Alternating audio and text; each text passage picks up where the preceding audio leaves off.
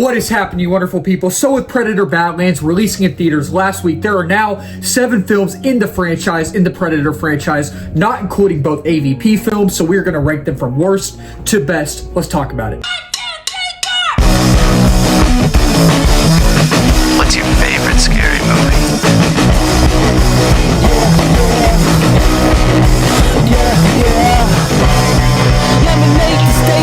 Coming in at number 7 is Predator 2 with Danny Glover from the 1990s. I recently just watched this film for the first time a couple weeks ago. I did a live watch along leading up to Predator Badlands, which was a lot of fun. But with this film, this is, in my opinion, the worst in the franchise. I don't think any Predator film that I've seen, again, not including the AVP films, we're not talking about those 2 films because I've seen Alien vs. Predator before the original. It's fine to me, but AVP Requiem started it a long time ago, will never finish it. What I saw was bad enough, but with this film, I don't think it's horrible. It's not the worst film I've ever seen in my life. It's not, there is no bad Predator film in my opinion, but at the same time, this one is not great. I say it's not bad, but at the same time I think about it and I'm like, yeah, it's not good. It's not good. This film, there are a few things that I really do like about this film, but those things are very minimal. They're very small. And I think that the score in here is good. It's the typical Predator franchise score and soundtrack from, you know, Alan Silvestri, I think is his name. Y'all know the score. I think it's great in here. And, you know, the thing with this film is, golly, it's unironically funny, and it's a film that shouldn't even be that unironically funny. It shouldn't be. But because of how stupid and dumb this film is, it's unironically funny. It is, and again, it shouldn't be, but it is. And it's just, I like the aesthetic. I do. It takes place in Los Angeles, and I think Los Angeles is a beautiful city. I've never been there, but, you know, the look of it, and especially in films when a movie takes place in LA or New York, both of those, which I've been to New York, I think the aesthetic is great, you know, and I think the vibe is great. I like the atmosphere and the aesthetic, but this film is arguably one of the dumbest films I've ever seen in my life. It's just, I think the dialogue, the script, the screenplay, just the writing, whatever you want to call it, the dialogue is so bad. It's so bad. There is this line where this guy is talking to Danny Glover, his character, and he's talking about lions, tigers, and bears, and he goes, "Oh no," and I'm just sitting there, and I'm just like, there's no way this script got approved. There's no way it got approved at all. Like, it's just the line delivery as well.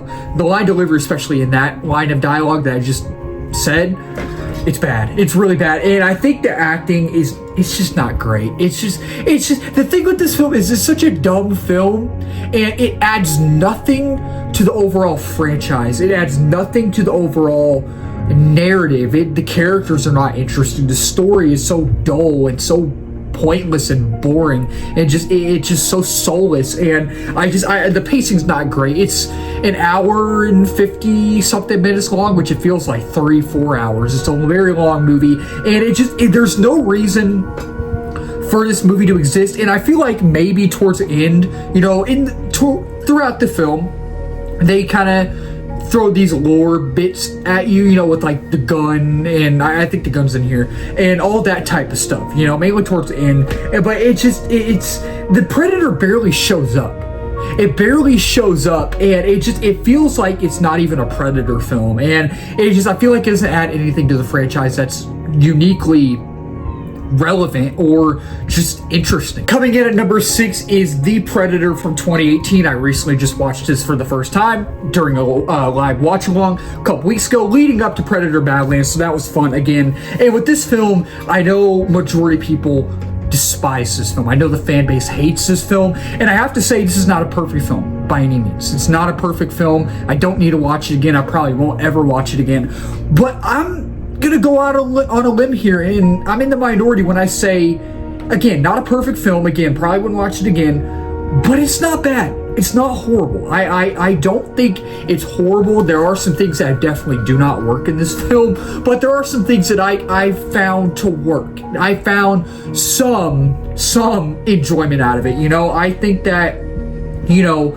it has its own sense of humor in a way, sort of, and I think that, you know, the brutality of this film, the gore of this film is just absolutely insane, and I think there are some interesting ideas thrown in the mix in this film, and I think, you know, I wouldn't say the acting's all that great, but I think the cast that we're given, whether it's Thomas Jane, whether it's Keegan-Michael Key, or Boyd Holbrook, or Olivia Munn, everybody in here, I think was just having fun. I think they were having fun with this film, but at the same time, the pacing is horrible.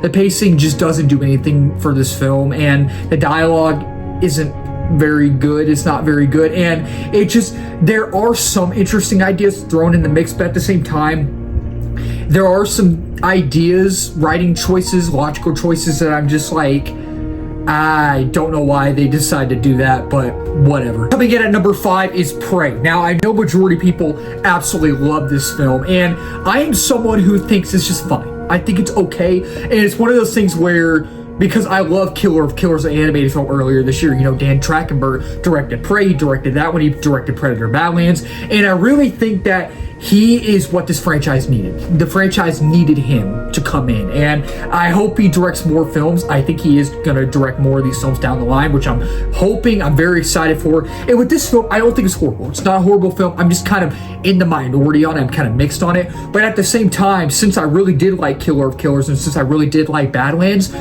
I have been having the urge to go back and watch this film. I haven't yet, but I'm going to soon, because I really do want to sit down and watch it again. And I feel like if I do, my mind will change. I feel like my mind really will change. But at the same time, I feel like there are some really good things about this film. I think that, you know, the overall atmosphere is great. I think the overall aesthetic is great, and I love the color grading, and just the score is great. And you know, our main lead actress, she's really good in here. She can definitely lead a franchise. She can definitely lead a movie. And the Predator in here is ruthless. He's ruthless and just brutal, and just shows no mercy at all. And I just really like the action in here, the brutality of it, the intensity of it, and I just really think there are some really good things about it. But at the same time, I just really couldn't get connected to the overall story and the overall characters. I really didn't feel for the characters, and the story isn't as interesting as I feel like it should have been. There are some interesting ideas they throw in here as well, and, you know, they throw some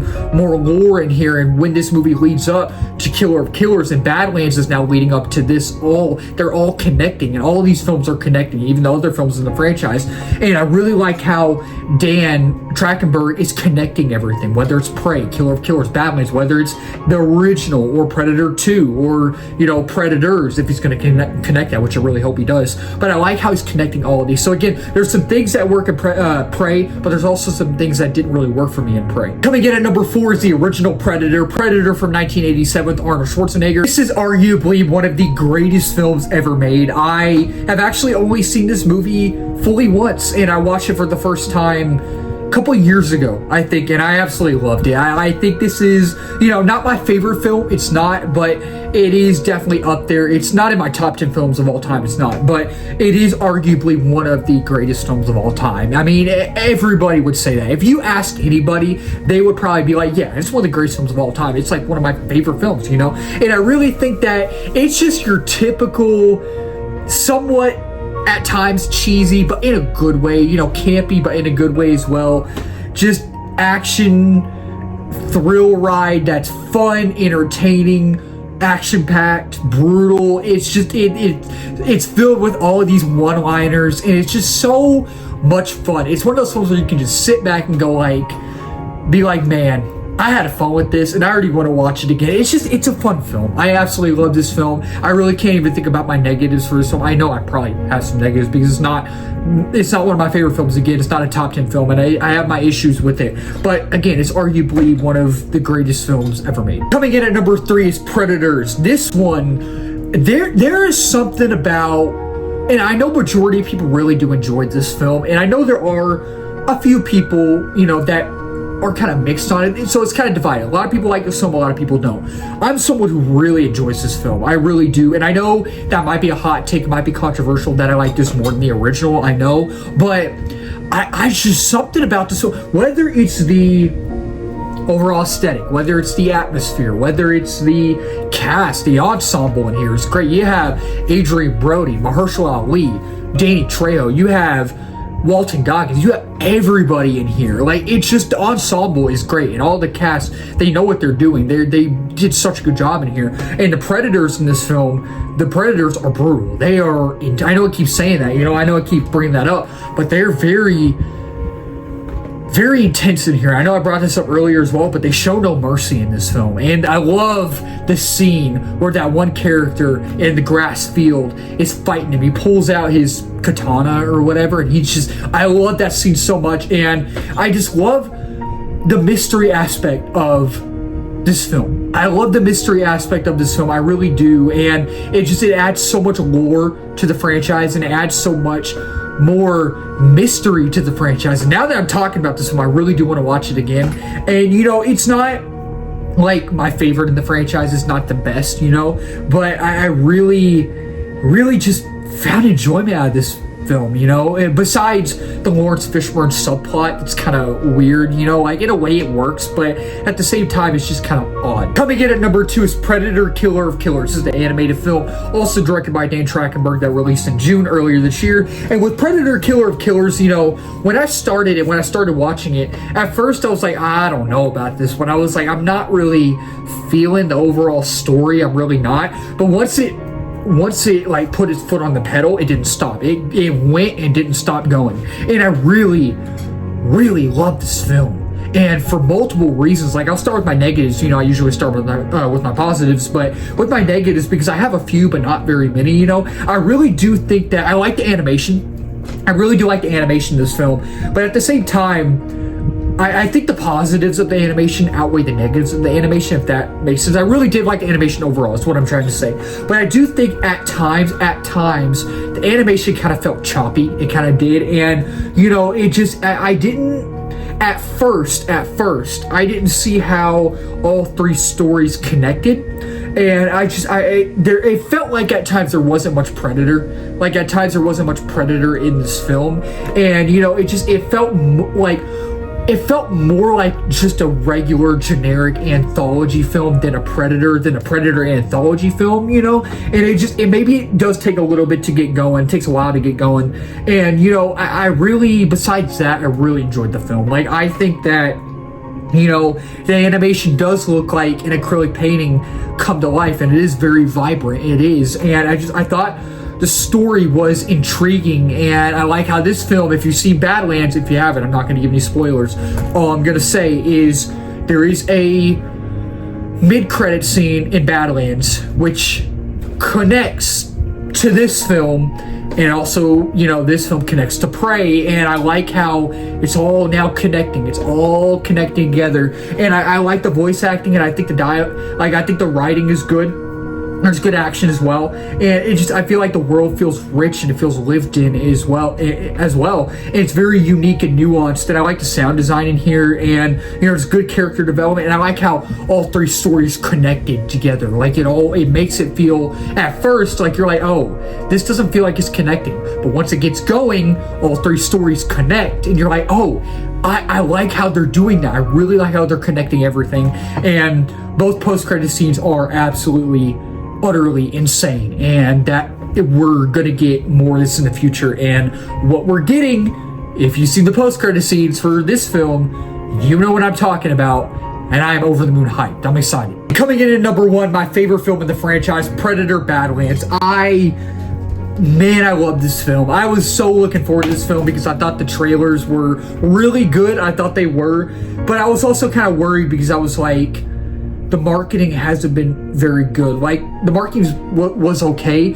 but the trailers, it took them a while to kind of, y'all know what I mean. Like, they weren't really, marketing it as much as they should have been. And after seeing the film, I think they should have marketed this film way better than they did. And I really think that, I did enjoy the narrative overall, but at the same time, I wasn't the biggest fan of how the narrative flowed, the structure of the narrative, right? And it didn't feel like at times it knew where it wanted to go, if that makes sense. And it does drag at times, and maybe a little goofy at times. They kind of lean more into the humor, the lightheartedness of this film, because it is PG-13, so it has to kind of be more lighthearted, right? But that didn't really take me out of the film, because this film is a freaking blast, and I absolutely love this film to death. And I really think that, you know, obviously it's my favorite film in the franchise, and I think the score is great. I think it's epically brilliant in here. It's super unique as well, and it's beautifully shot, I'll say that. And I think for the most part the pacing's good. It is good, and the sound design is great. And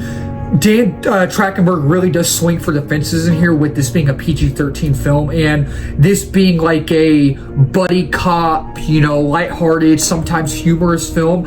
You wouldn't think that would really work for how brutal and intense and, you know, violent and serious this franchise is, but at the same time it is very bold and it is very unique. And the way Dan Trachtenberg made this film with these ideas that you wouldn't think would work, they actually do work for the most part. They do. And you're just so enthralled and you're so engaged with how action-packed it is and how beautiful and how beautifully shot this film is, whether it's the scope and the scale. And definitely see the IMAX and Dolby. If you want to experience the scope and scale of this film, you have to see it in IMAX. And if you want to experience that great sound design, see it in Dolby as well. And it's epic. It's epic in scope and scale. It is. And you know, I really think the performances are great. And, you know, at first, Elle Fanning's character kind of annoyed me, but you kind of like her as the movie goes on, right? So at first you're like, I don't like this character. But as the movie goes on, you're like, I feel for her character. I actually like their chemistry and dynamic, or our main character and her character. I like the chemistry and dynamic between both of them. And, you know, I think that both the scope and scale, again, are both massive. And I love the adventure aspect of this film. And I think the world building is great as well. And overall, I really just enjoyed this film. It's my favorite in the franchise. So that'll wrap up this video. Thank y'all so much for watching. If you're new to the channel, please don't subscribe, like, comment, share in this video. We just hit 1K subs a while back. We're now at 1.1K. Next milestone is 2K and 3K after that, beyond that as well. And if you're new as well, I do movie reviews, TV show reviews, trailer reactions, movie live streams, movie rankings, all that wonderful movie stuff under the movie umbrella. Let's talk about in the comments down below. Did y'all like? What's y'all's favorite film in the franchise? What's y'all's least favorite film in the franchise? Is it Predator Badlands? Is it the original Predator? Let's talk about it down below. Keep talking movies, wonderful people. Cheers.